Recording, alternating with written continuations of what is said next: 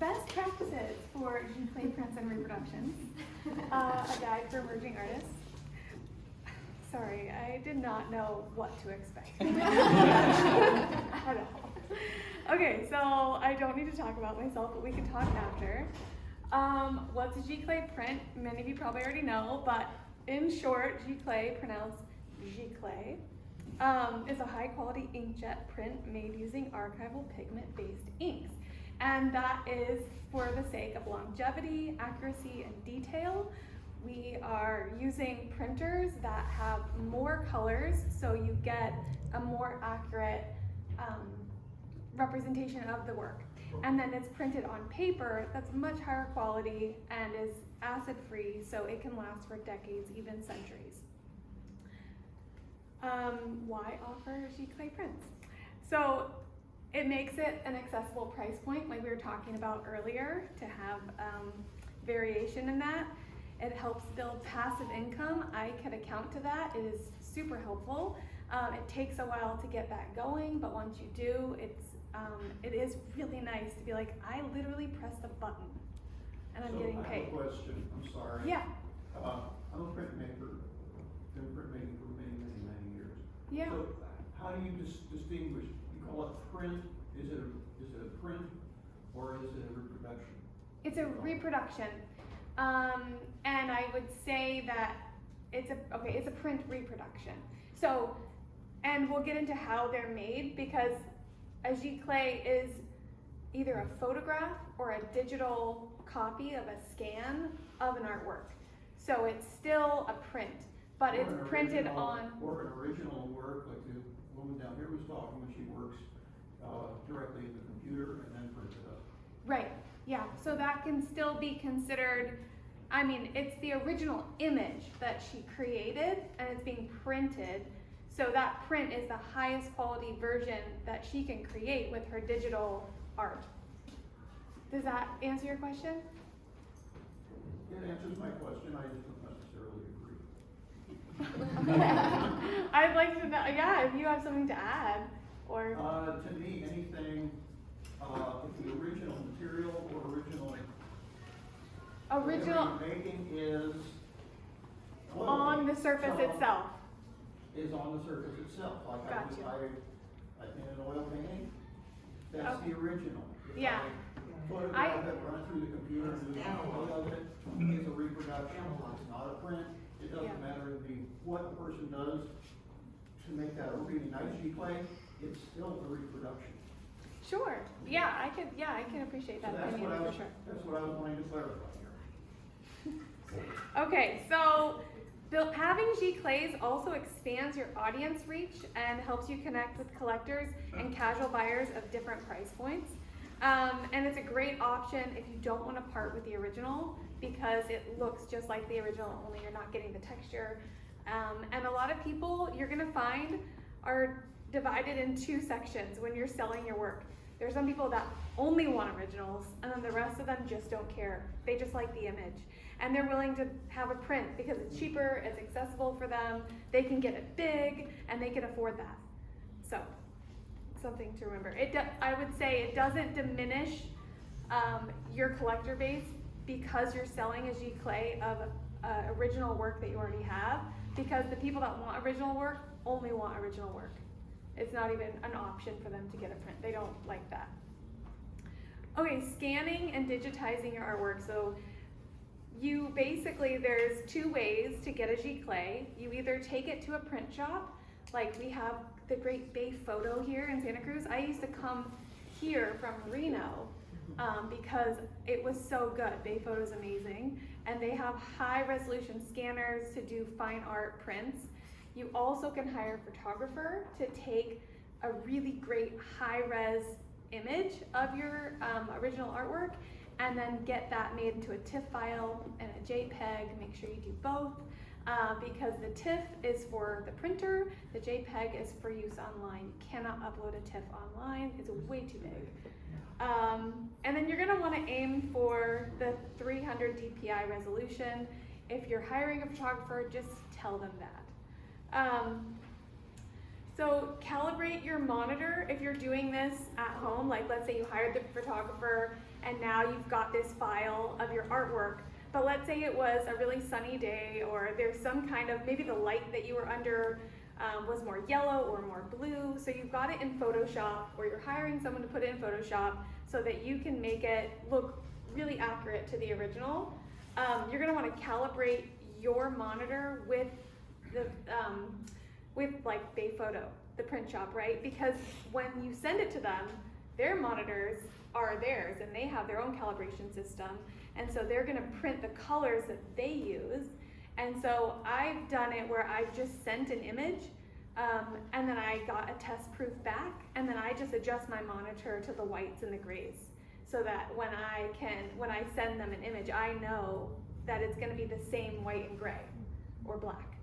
Or, Can you like take your computer to Bayphoto and say, can you calibrate it? Good. Yeah, you can. You can also download Bayphoto's ICC profile that they use. Oh, okay. Oh, I didn't know that. Yeah. Okay, that's The only great. problem is that they use the same ICC profile for all media, which is, you know, if you start getting really picky, every paper should have its own ICC profile. And all that kind of stuff. Yeah. But it's helpful to know that it's available. Yeah. Okay, so we already went through that. Okay, so choosing the right kind of paper. So when you're on the print website, like let's say you're not going in and doing this in person. And by the way, if anybody wants this, I will email it to you. We can just connect after, so you don't feel like you have to copy it all. I'll just send it. But the archival papers, there's a few different kinds. So there's hot press, which is smooth, cold press, which is textured, watercolor paper, which is really thick, and then cotton rag, which is like the luxurious paper. It's got a warm white tone and it's subtly textured. And then there's the option for deckled edges, and what that means is it's kind of feathered, kind of rough around the edge. The other option for a Giclée is to have it printed on canvas, and when you do this, you get the option for a gloss or a matte finish. You'll want to match whatever the original work is. So if your original work was varnished, I would do the gloss version. If you're like me and you don't use varnish and you just love that matte feel, then all my canvas wraps are that way as well. All right. So working with the print shop versus doing it yourself. You want to ensure that the print shop uses archival ink and archival papers. Because if you walk into your standard Staples and ask them to do a print for you, you're going to be getting a totally different process with a standard printer where they use way less colors and they're not putting it on archival paper, which is acid-free. So it's not going to last and the colors aren't going to come out. Trust me, I made this mistake. When I started out, I was like, I'm just going to go to the Staples and make a bunch of prints because I had no idea. And yeah, none of them turned out. I didn't end up selling any of them because they don't look good. Like it just didn't mimic the art well at all. Also, you could do it in-house. So you can invest in an Epson or Canon Giclée printer, which I would say like on eBay or something, you can get them used for maybe like $1,500. And I did that when I first started out, this was like mid-range, not when I first started. When I first started, I couldn't afford anything. But about midway into my doing this full time, I invested in a Giclée printer at home. They print up to like a 17 by 22, and which is a great size. So you can kind of get like the 16 by 20 is the largest. That feels good. And then you can print that at home and you buy your own paper and you cut out the middle person and you're able to then kind of make more, but you're doing more work at the same time. But in the early stages of your career, this can be helpful because you have the time. Also, if you want a Giclée printer, I don't use mine anymore. It needs a little work, but I'd be happy to give it to someone for a really good price. Okay, tips. Always request test proofs when you're looking to work with a new print shop so you get an idea of what their work looks like, and then when you send it to them that it looks like the image that you want, and this helps with the calibration as well. And communicate clearly about sizing, borders, and finishes. And if you're doing this in person, it's really important that they speak it back to you. They understand what the project is. There's a lot of it that's online now, so they have the boxes you can click, but I would say just make sure you're doing the right thing, because you don't want to hit send or say thanks, start the project, and it's off, and then you're gonna have to like tell your client or yourself, you know, sorry, I didn't do it right, now I'm out this money and I gotta do it again. So editioning and pricing, we got into that a little bit already. There's open edition and limited edition. Open edition is when you don't price, or you don't sign or number them, and you just say, hey, as many that will sell, I will sell. And I did that for a long time starting out. I actually still do that with some of my prints, especially with the best sellers. I know they're just gonna sell because they've been selling for 6 years. Limited edition, that's like the level up. You get into where the collector base is expecting that, and they want what's special. They don't want to spend $500 on a print if it's not signed and it's not numbered and they don't feel important. A certificate of authenticity is also really important for those if they are limited editions. And a certificate of authenticity will include the name of the piece, usually an image of the piece, a signature from the artist and a date, and then a stamp, which you can get on Etsy or anywhere they make stamps. You can just have your name and the city that you're in, maybe like your little logo if you have one. But I usually do a stamp on mine, and that helps. And you talk a little description about the work, maybe what inspired you, and it's just a way to make it feel special to the collector. Now, I've never stamped. Is that a requirement? No, no, Okay. I don't think it's a requirement, but I have noticed that it looks fancy. Okay. And I like to do things a little fancy when I can, because I have like the artist side of me that just like, if you saw me behind the scenes, you'd be like, she curled her hair today? Now, do you buy a stamp? Do you mean like getting like those little gold things and making an impression, like or a- a rubber stamp? A rubber stamp, I do. Yeah, rubber stamp. You could do a seal too with the wax Uh-huh. if you want. Ah, I mean, okay. I don't know how That's fancy you want to super get. fancy. That's super fancy. Okay, so packaging and shipping, use acid-free materials to prevent damage. This is two-dimensional art. I mean, I don't know about, ceramics or any other kind of, oh no, we're talking about Giclées, not, Yeah. okay, I'm not talking about that kind of packaging and shipping. Packaging and shipping your Giclées.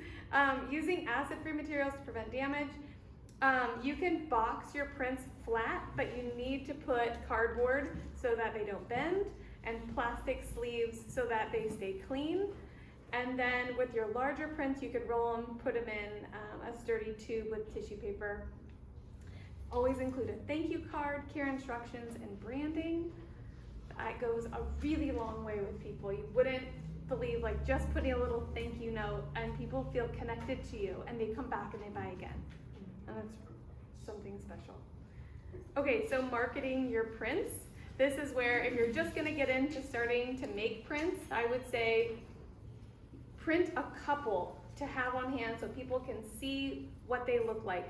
You don't need to make a huge investment and do a limited edition of 10 to 12 images of your favorite paintings and have like 5 available. That's like way too much of an expense up front. So I would say do a couple up front to see what the quality is, and people could look and hold it. Let's say you're doing an art fair or at open studios, people can see what this looks like. Hey, you want a print of this? Well, these are what prints look like, and I could do this in these sizes, and then they could do a special order.